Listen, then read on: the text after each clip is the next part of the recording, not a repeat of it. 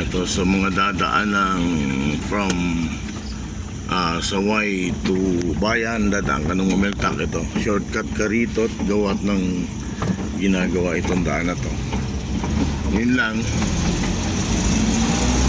kung medyo malaki yung sasakyan mo, halimbawa pick up, hindi ka pwedeng lumusok dito sa lugar na to, gawa ng medyo may kasikipan ang daan. Ako lang yata ang dumadaan ditong sasakyan. Yung iba ayaw nila at baka masagin nila yung gilid. Nandito na, malapit na yung medyo maskip na daan. Ito na. Kaya yung aking side mirror ginagalaw ko gawa ng masasagi.